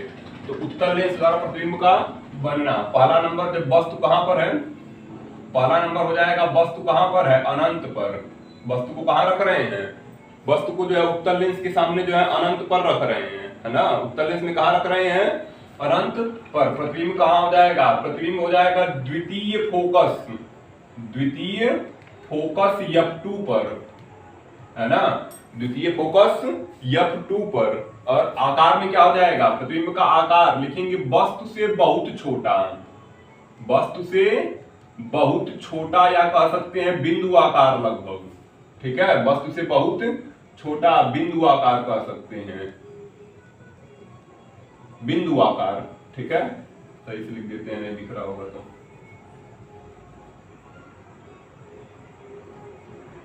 वस्तु से बहुत छोटा है प्रतिबिंब, कैसा आकार है, बिंदु आकार है ना, बिंदु आकार। प्रकृति कैसी हो जाएगी, प्रकृति हो जाएगी वास्तविक उल्टा, वास्तविक तथा उल्टा, है ना, वास्तविक तथा क्या हो गया, उल्टा। वस्तु को अनंत पर रखे, प्रतिबिंब द्वितीय फोकस पर चला गया। वस्तु को कहां रख रहे हैं, अनंत पर, प्रतिबिंब कहां गया, द्वितीय फोकस पर। आकार कैसा हो गया, छोटा बिंदु आकार लगभग, ठीक है। प्रकृति कैसी हो गई, वास्तविक तथा उल्टा। दूसरा नंबर क्या है, दूसरा नंबर हम वस्तु को कहां रखेंगे, अनंत तथा 2F1 के बीच। वस्तु को कहां रखेंगे, अनंत तथा 2F1 के बीच, है ना। वस्तु को जो है हम कहां रख रहे हैं, लिखते हैं वस्तु कहां है, दूसरी स्थिति में हम लिख देते हैं अनंत तथा 2F1 के बीच, ठीक है, अनंत तथा 2F1 के बीच। अब प्रतिबिंब कहां जाएगा, ध्यान दो, ठीक है, प्रतिबिंब कहां जाएगा, स्थिति पहले देख लो एक बार, समझ में आ जाए कैसे करेंगे, ठीक है। या ध्यान दो, इसको कहेंगे F1, इसको क्या कहेंगे F1, और इसको कहेंगे 2F1। इसी तरह हो जाएगा यहाँ पे F2, और इधर क्या हो जाएगा 2F2। पहला हम वस्तु को कहीं अनंत पर रखे तो प्रतिबिंब यहाँ पर बना है, प्रतिबिंब कहाँ बना है, F2 पर बना है ना, द्वितीय फोकस F2 पर। अब हम वस्तु को थोड़ा इस तरफ ले आएंगे, वस्तु को हम बाएं से दाएं की ओर ले जाएंगे, इधर से इधर वस्तु आएगी, प्रतिबिंब दाहिने से इस तरफ खिसकना और इधर जाना शुरू होगा, ठीक है। वस्तु इधर चलना शुरू होगी, प्रतिबिंब एक एक स्टेप उधर चलना शुरू होगा। वस्तु जब अनंत पर थी, प्रतिबिंब द्वितीय फोकस पर था, वस्तु 2F1 से थोड़ा दूर आएगी, अनंत और 2F1 के बीच आएगी, प्रतिबिंब इन दोनों के बीच आ जाएगा, F2 और 2F2 के बीच। वस्तु 2F1 पर आएगी, प्रतिबिंब एक स्टेप और खिसक गया, कहां जाएगा 2F2 पर, ठीक है। वस्तु 2F1 F1 के बीच आएगी, प्रतिबिंब 2F2 से दूर जाएगा। वस्तु F1 पर आएगी, प्रतिबिंब अनंत पर जाएगा, प्रतिबिंब कहां जाएगा, अनंत पर। और छठी स्थिति, वस्तु F1 और प्रकाशित केंद्र के बीच होगी, प्रतिबिंब इसी तरफ आ जाएगा। जैसे हम अवतल दर्पण का 6 स्थितियां पढ़े थे, यहाँ पे भी वही होगा, ठीक है। यहाँ पे भी हम क्या करेंगे, वस्तु को पहले अनंत से शुरू करेंगे, प्रतिबिंब द्वितीय फोकस पर। वस्तु 2F1 से दूर होगी, प्रतिबिंब F2 2F2 के बीच होगा। वस्तु 2F1 पर, प्रतिबिंब 2F2 पर। वस्तु 2F1 F1 के बीच, प्रतिबिंब 2F2 से दूर। वस्तु F1 पर, प्रतिबिंब अनंत पर। वस्तु F1 और C के बीच, प्रतिबिंब इसी ओर आ गया, ठीक है। यही 6 स्थिति है, ठीक है। हमको नहीं लगता इतना याद करने की जरूरत पड़ेगी, बस ध्यान रखो स्टेप न छूटे, तरीका हो जाएगा करना, ठीक है।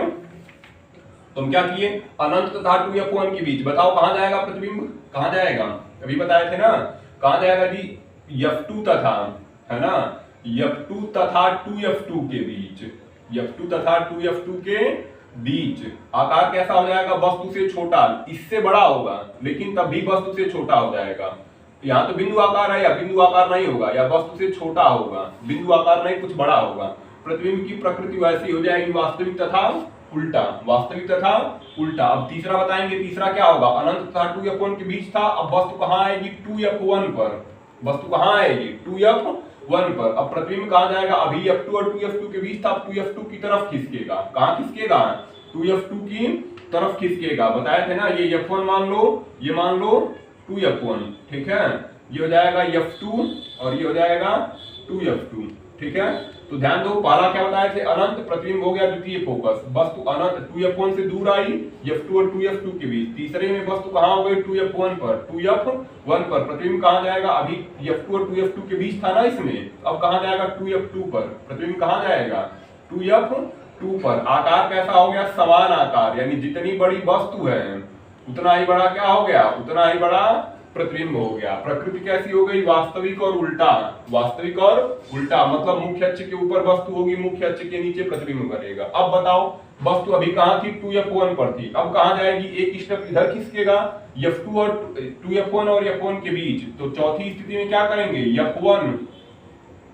f1 तथा 2f1 के बीच, है ना, वस्तु कहाँ है, f1 तथा 2f1 के बीच, प्रतिबिंब कहाँ जाएगा, बताए थे ना, प्रतिबिंब कहाँ जाएगा, प्रतिबिंब जाएगा जो है 2f2 से दूर, है ना, प्रतिबिंब कहाँ जाएगा 2f2 पर, तो जब 2f1 पर वस्तु थी 2f2 पर था, अब इसके बीच आ गया ना, तो इससे दूर जाएगा, ठीक है, तो प्रतिबिंब कहाँ जाएगा 2f2 से दूर, ठीक है, प्रतिबिंब कहाँ चला गया, प्रतिबिंब चला गया 2f2 से दूर, ठीक है, और प्रकृति कैसी हो जाएगी, अब वस्तु से बड़ा बनेगा, क्योंकि समान आकार हो गया है, समान आकार हो गया है, छोटा फिर उससे थोड़ा बड़ा, फिर समान आकार, फिर बड़ा, फिर और ज्यादा बड़ा, फिर जो है विवर्धित होता है, ठीक है, तो क्या हो जाएगा, वस्तु से बड़ा, वस्तु से क्या हो गया, प्रतिबिंब कैसा हो गया, प्रतिबिंब जो है वस्तु से बड़ा हो गया, है ना, वस्तु से बड़ा, प्रकृति वैसी ही है, वास्तविक तथा उल्टा, प्रकृति कैसी है, वास्तविक तथा उल्टा। पांचवा नंबर क्या होगा, पांचवा नंबर ध्यान दो, पांचवा नंबर हम क्या करेंगे, अभी क्या था f1 और 2f1 के बीच था ना, अब f1 पर आएगा, अब वस्तु कहां चली गई, वस्तु आ गई f1 पर, प्रतिबिंब कहां जाएगा, 2f2 से दूर तो हो चुका है, यहाँ पर 2f2 से दूर हो गया, अब अनंत पर जाएगा, ठीक है, पहली और पांचवी स्थिति वहां पे भी वही है, पहली और पांचवी स्थिति में थोड़ा चेंज है, वहां पर 2f2 पर था, यहाँ पे 2f1 पर है, ठीक है, तो f1 पर जब वस्तु को कहां रखोगे, f1 पर, प्रतिबिंब कहां जाएगा, प्रतिबिंब जाएगा अनंत पर, ठीक है, प्रतिबिंब कहां चला गया, अनंत पर, और क्या हो जाएगा, वस्तु से बहुत बड़ा, वस्तु से बहुत बड़ा, विवर्धित लिख सकते हैं, वस्तु से बहुत बड़ा, प्रकृति वैसी ही है, वास्तविक तथा उल्टा, वास्तविक तथा उल्टा। फिर छठी स्थिति ध्यान दो, छठी स्थिति कहां हो जाएगी, f1 तो आ गया, अब वस्तु आ गई f1 और प्रकाशिक केंद्र के बीच, ठीक है, f1 वस्तु कहां जाएगी, f1 व प्रकाशिक केंद्र के बीच, ठीक है, f1 व प्रकाशिक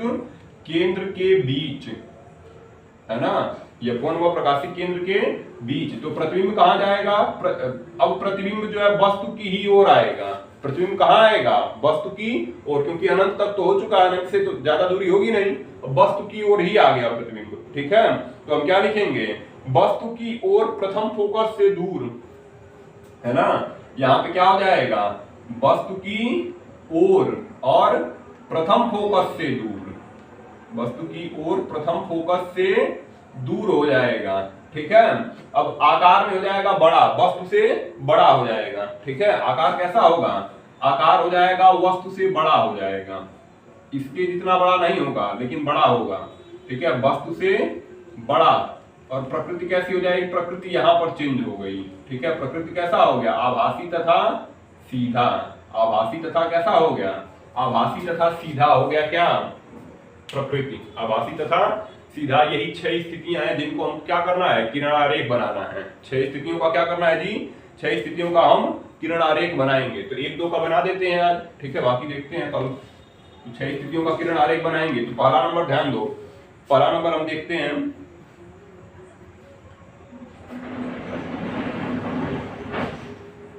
है ना, यहाँ पे जरूरी नहीं बिंदु आकार, थोड़ा बहुत बड़ा हो सकता है, लगभग बिंदु आकार कर सकते हैं, ठीक है, तो पहली स्थिति का देखते हैं, पहली स्थिति में हम देखते हैं, ये हमारा हो जाएगा उत्तल लेंस, ठीक है, अब कह रहा है वस्तु कहां पर है, वस्तु अनंत पर है, ठीक है, वस्तु कहां पर है, उत्तल लेंस में वस्तु अनंत पर है ना, तो ध्यान दो, वस्तु हो गई हमारी अनंत पर, तो प्रतिबिंब कहां जाएगा, प्रतिबिंब द्वितीय फोकस पर है, प्रतिबिंब कहां है, द्वितीय फोकस पर है, तो ध्यान दो, मान लेते हैं यहाँ पर जो है ये हो जाएगा f1 या f2 कहिए इधर ना, और ये हो जाएगा 2f2, इधर हो जाएगा f1, और ये क्या हो जाएगा, ये हो जाएगा 2f1, क्या हो गया 2f1। तो देखिए अब एक किरण को हम गुजार देते हैं f1 से, कौन कौन से नियम का प्रयोग कर लेते हैं, दूसरे और तीसरे नियम का चलिए उपयोग कर लेते हैं, ठीक है, तो एक किरण को कहां से गुजारोगे, f2 से, जो लेंस से अपवर्तन के पश्चात क्या हो गई, मुख्य अक्ष के समांतर हो गई, ठीक है, और एक किरण को कहां से गुजार दिए, एक किरण को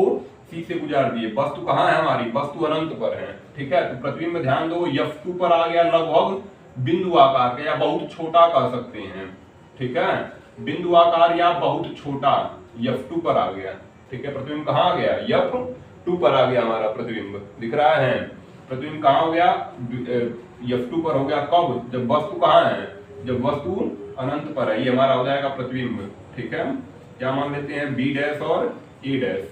ये पहली स्थिति है, ये पहली स्थिति है जब वस्तु कहाँ है, लिखेंगे जब वस्तु जो है अनंत पर है, जब वस्तु अनंत पर है ना, जब वस्तु अनंत पर है तो इसका किरणार आगे लगभग बहुत छोटा प्रतिबिंब आता है, कभी हमारा बड़ा है बिंदु आकार का कह सकते हैं। ठीक है, बहुत छोटा प्रतिबिंब होगा।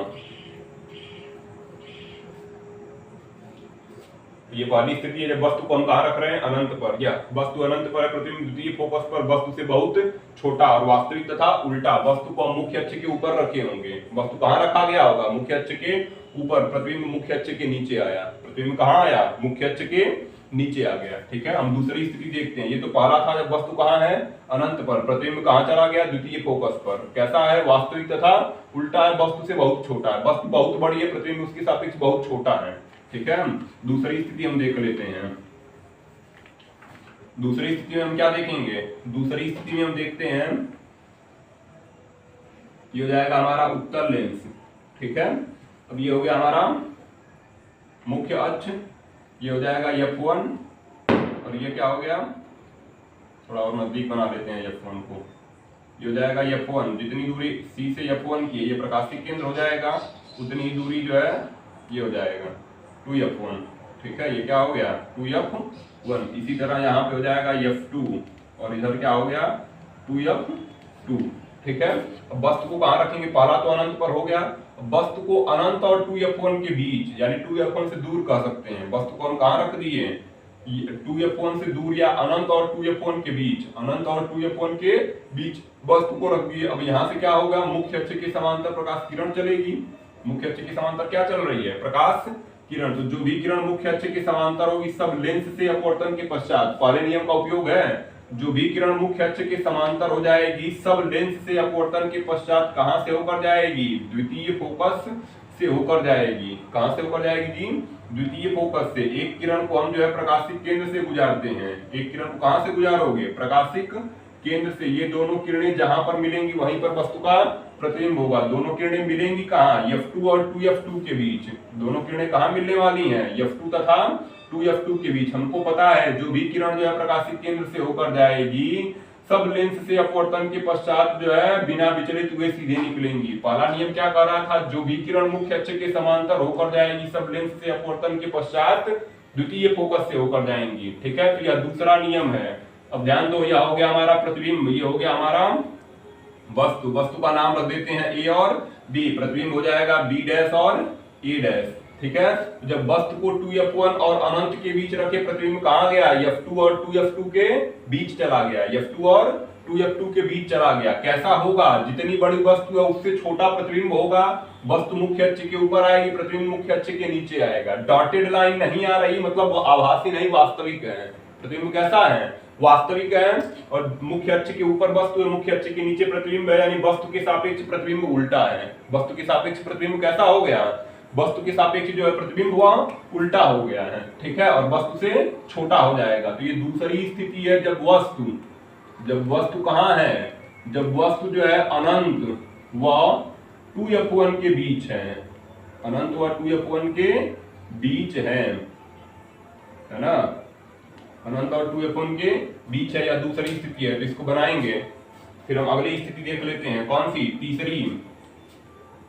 वस्तु का आकार ध्यान रखिए, जितनी बड़ी वस्तु है उससे छोटा प्रतिबिंब होगा, लिखा गया होगा यहाँ पे वस्तु से छोटा प्रतिबिंब, और वास्तविक उल्टा। डॉटेड लाइन नहीं आई मतलब वास्तविक है और मुख्य अक्ष के नीचे प्रतिबिंब बन रहा है, जबकि वस्तु मुख्य अक्ष के ऊपर है, इसलिए उल्टा हम कहेंगे। ठीक है, ये दूसरी स्थिति हो जाएगी। ठीक है, किरण एक दूसरी स्थिति का है। हम तीसरी स्थिति ध्यान देंगे। कौन सी स्थिति देखेंगे, ये हो जाएगा हमारा तीसरी स्थिति में, ये हो जाएगा प्रकाशिक केंद्र C, ये हो गया F1। ठीक है, और ये हो जाएगा 2F1। इसी तरह हम यहाँ पे करेंगे F2, और ये क्या करेंगे 2F2। वस्तु को कहाँ तीसरी स्थिति में रखना है, 2F1 पर। वस्तु को हम 2F1 पर रख दिए। ठीक है, वस्तु को 2F1 पर। अब मान लेते हैं यहाँ से मुख्य अक्ष की समांतर प्रकाश किरण चलेगी। प्रथम नियम का उपयोग करो प्रतिबिंब बनाने का। जो भी किरण मुख्य अक्ष के समांतर होकर जाएगी सब लेंस से अपवर्तन के पश्चात कहां से होकर गई, द्वितीय फोकस से होकर गई। द्वितीय फोकस F2 से होकर गई। अब दूसरा या तीसरा नियम लगा सकते हैं, ध्यान रखिए किन्हीं दो नियमों का, ठीक है, कम से कम दो नियमों का उपयोग है, चाहो तो तीन भी नियम लगा लो, चार लग रहा चारों लगाओ, ठीक है, लेकिन दो नियम तो लगाने ही है, ठीक है। तो प्रथम नियम हमने लागू कर दिया, जो विकिरण मुख्य अक्ष के समांतर हो गई सब लेंस से अपवर्तन के पश्चात द्वितीय फोकस से होकर गई। अब दूसरा या तीसरा नियम क्या है, जो विकिरण F1 से आती हुई प्रतीत होंगी या F1 से जाएंगी वह मुख्य अक्ष के समांतर होंगी। तीसरा नियम क्या है, जो विकिरण C से होकर जाएगी सब बिना विचलित हुए सीधे निकलेंगी। तो हम किसी दो नियमों का उपयोग कर लें। चलो ये तो पहला नियम हो गया। दूसरा, जो विकिरण F1 से होकर गई, जो विकिरण किससे होकर गई, F1 से, सब क्या हो गया, सब जो है लेंस से अपवर्तन के पश्चात जो है मुख्य अक्ष के, सब लेंस से अपवर्तन के पश्चात मुख्य अक्ष के समांतर हो जाएंगी, ठीक है। सब लेंस से अपवर्तन के पश्चात क्या हो गई, मुख्य अक्ष के समांतर हो गई। चाहो तो तीसरा नियम भी लगाओ, ठीक है, जो भी किरण प्रकाशिक केंद्र C से होकर जाएगी वह बिना विचलित हुए सीधे निकल जाएगी। तो हम इसमें तीन नियमों का उपयोग कर दिए, ठीक है। चाहो तो हम तीनों नियमों को लगा सकते हैं, लेकिन किन्हीं दो नियमों को लगाना जरूरी है। ये किरणें कहाँ मिलेंगी, ये किरणें जो है 2F1 2F2 पर मिलेंगी, ठीक है। प्रतिबिंब कहाँ जाएगा, 2F2 पर जाएगा। प्रतिबिंब कहाँ जाएगा, 2F2 पर हमारा जो है प्रतिबिंब जाएगा, है ना। प्रतिबिंब हमारा जो है 2F2 पर चला गया। वस्तु कहाँ थी, वस्तु 2F1 पर थी। आकार कैसा होगा, जितनी बड़ी वस्तु है, ठीक है, जितनी बड़ी वस्तु AB है उतना ही बड़ा हमारा क्या हो जाएगा, प्रतिबिंब हो जाएगा। A' B' उतना ही बड़ा होगा जितनी बड़ी वस्तु होगी, ठीक है। तो जितनी बड़ी वस्तु है उतना बड़ा क्या बन गया, प्रतिबिंब बन गया। प्रतिबिंब का आकार क्या हो गया, वस्तु के आकार का, मतलब समान आकार। और कैसा प्रकृति में, वस्तु मुख्य अक्ष के ऊपर है, प्रतिबिंब मुख्य अक्ष के नीचे है, मतलब उल्टा आया, और डॉटेड लाइन नहीं आई इसलिए वास्तविक है, ठीक है। तो जब वस्तु को 2F1 पर रखते हैं, प्रतिबिंब कहाँ चला जाता है, 2F2 पर चला जाता है। आकार में कैसा होगा, समान आकार होगा। आकार में कैसा हो जाएगा, आकार जो होगा वस्तु का समान हो जाएगा, ठीक है। आकार में जो है वस्तु समान आकार की होगी, जितना बड़ा वस्तु होगा उतनी बड़ी प्रतिबिंब हो जाएगी, ठीक है। तो ये तीसरी स्थिति है क्या, जब वस्तु कहाँ है, जब वस्तु जो है 2F1 पर है ना, 2F1 पर स्थित है। जब वस्तु 2F1 पर स्थित है, ये हो जाएगा तीसरा नंबर, है ना। चौथा नंबर ध्यान देते हैं, मिटा दें इसको। चौथा नंबर देखिए, इसको मिटा देते हैं। चलिए ध्यान दीजिए, चौथा नंबर,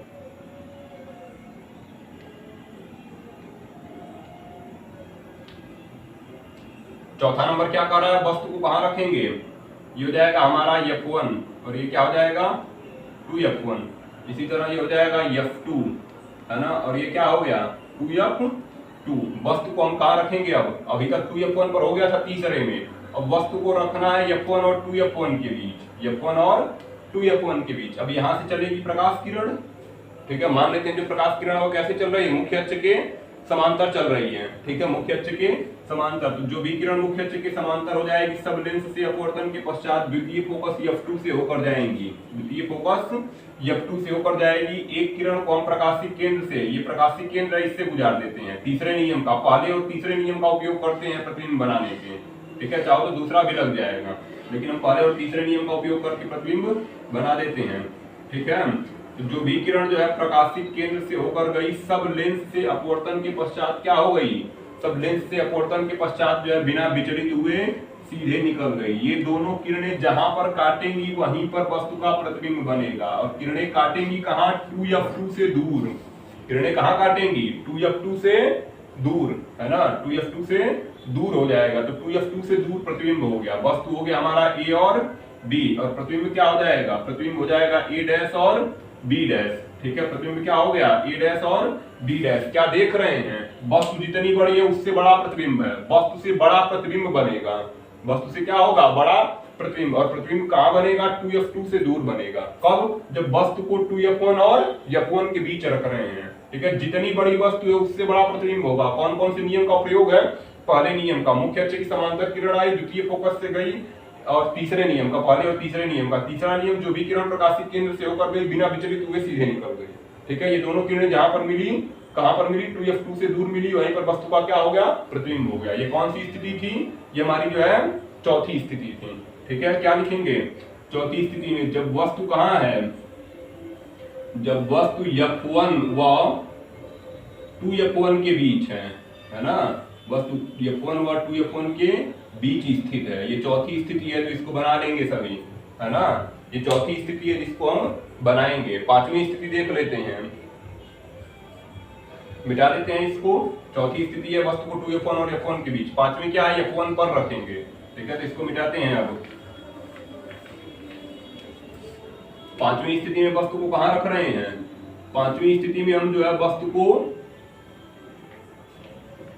पांचवी स्थिति में हम वस्तु को F1 पर ही रखेंगे, है ना। F1 हो जाएगा, 2F1 हो जाएगा, और यहाँ पे हो जाएगा, यहाँ पे हो जाएगा F2, और क्या हो गया 2F2। वस्तु को कहां रख दिए, F1 पर, वस्तु को कहां रख दिए, F1 पर। तो अब क्या होगा, यहाँ से प्रकाश किरण चली मुख्य अक्ष के समांतर, जो लेंस से अपवर्तन के पश्चात द्वितीय फोकस से होकर गई, लेंस से अपवर्तन के पश्चात द्वितीय फोकस से होकर गई। एक किरण को कहां से गुजार दिए, प्रकाशिक केंद्र से। एक किरण को प्रकाशिक केंद्र से गुजार दिए, ये दोनों किरणें परस्पर समांतर हो गई, दोनों किरणें परस्पर क्या हो गई, समांतर, यानी आगे बढ़ाने पर कहीं नहीं मिलेंगी, प्रतिबिंब अनंत पर चला जाएगा। तो जब वस्तु को अनंत, वस्तु को F1 पर रखेंगे, प्रतिबिंब कहां चला गया, प्रतिबिंब अनंत पर चला गया।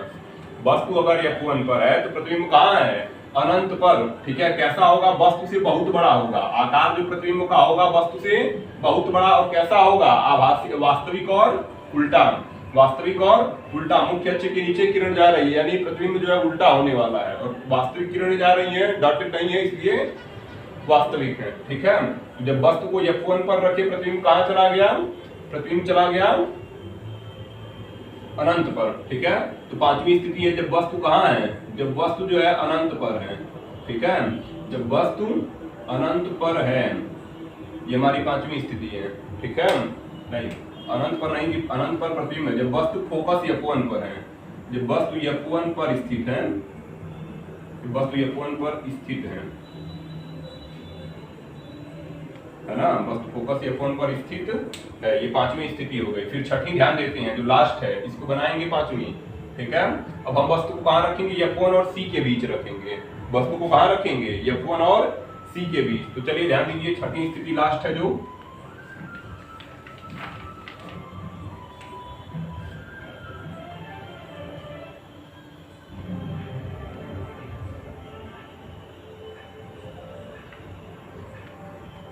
हो जाएगा F1, है ना, और ये हो जाएगा 2F1, ये हो जाएगा F2। अब इधर क्या हो गया, 2F2। ये हो जाएगा प्रकाशिक केंद्र, वस्तु को यहाँ पे रख दिए, प्रकाशिक केंद्र और F1 के बीच मुख्य अक्ष के समांतर किरण चली, जो लेंस से अपवर्तन के पश्चात द्वितीय फोकस F2 से होकर गई, ठीक है। द्वितीय फोकस F2 से होकर गई, इसको हम कहाँ बढ़ाएंगे, पीछे की ओर, ठीक है। इस किरण को कहाँ बढ़ाएंगे, पीछे की ओर, ठीक है। और इसी तरह एक किरण को कहां से गुजारे, प्रकाशिक केंद्र से, जो बिना भी चली हुई तो सीधे निकल गई। इस किरण को भी हम कहां बढ़ाएंगे, इस किरण को भी हम पीछे की ओर बढ़ा देंगे, ठीक है। इस किरण को भी कहां बढ़ा देंगे, पीछे की ओर, डॉटेड लाइन से, मतलब आभासी, आभास करेंगे, ठीक है। इस किरण, दोनों किरणों को हम पीछे की ओर बढ़ाए, जहां पे ये दोनों किरणें वो मिली, वहीं पर क्या हो जाएगा, प्रतिबिंब हो जाएगा। वहीं पर क्या होगा, प्रतिबिंब। प्रतिबिंब कहां बनेगा, F1 से दूर, प्रथम फोकस से दूर हो रहा है ना, F1 से दूर क्या हो गया, प्रतिबिंब। मान लेते हैं वस्तु है हमारी AB, प्रतिबिंब क्या हो जाएगा, A' और B', A' क्या हो गया, B'। अब ध्यान दो, अब क्या देख रहे हो, क्या देख रहे हैं जी, वस्तु जो है किस तरफ है, मुख्य अक्ष के ऊपर है, प्रतिबिंब भी मुख्य अक्ष के ऊपर है। वस्तु मुख्य अक्ष के ऊपर, प्रतिबिंब भी मुख्य अक्ष के ऊपर, यानी वस्तु के सापेक्ष प्रतिबिंब सीधा है, जैसी वस्तु है उसी तरह प्रतिबिंब है, यानी प्रतिबिंब सीधा है। और डॉटेड लाइन आ रहा है, लाइन कैसी आ रही है, लाइन जो है डॉटेड है, लाइन जो है डॉटेड है, इसलिए हम कहेंगे आभासी है, ठीक है। जब वस्तु को F1 और C के बीच रखते हैं तो प्रतिबिंब वस्तु की ओर ही बन जाता है, और कैसा होगा, वस्तु के सापेक्ष सीधा होगा और आभासी होगा। आभासी मतलब डॉटेड लाइन, और मुख्य अक्ष के ऊपर वस्तु होगी, मुख्य अक्ष के ऊपर ही प्रतिबिंब होगा। ये छठी स्थिति है, जब वस्तु F1 व प्रकाशिक केंद्र के बीच हो, है ना। F1 व प्रकाशिक केंद्र के बीच स्थित है, कौन, वस्तु। जब वस्तु F1 और प्रकाशिक केंद्र के बीच स्थित है तो प्रतिबिंब कहाँ है, प्रतिबिंब जो है वस्तु की ओर है और F1 से दूर है, ठीक है। ये हो जाएगा उत्तल लेंस की 6 स्थितियां, और इनके 6 किरण और एक जो ध्यान रखेंगे, है ना। जो छठी स्थिति, अब हम क्या करेंगे, कल अवतल दर्पण अवतल लेंस द्वारा जो है प्रतिबिंब बनने के नियम पढ़ेंगे। ठीक है, ये उत्तल लेंस का 6 स्थितियां थी। जैसे अवतल दर्पण में 6 स्थितियां थी, वहां पे उत्तल लेंस की 6 स्थितियां हैं। जैसे वहां पे उत्तल लेंस की 2 स्थितियां थी, यहाँ पे अवतल लेंस की 2 ही स्थितियां हैं। ठीक है, तो हम 6 की व्याख्या कर चुके हैं। कल हम क्या करेंगे, अवतल की। ठीक है, अवतल लेंस की किरण आरेख देखेंगे।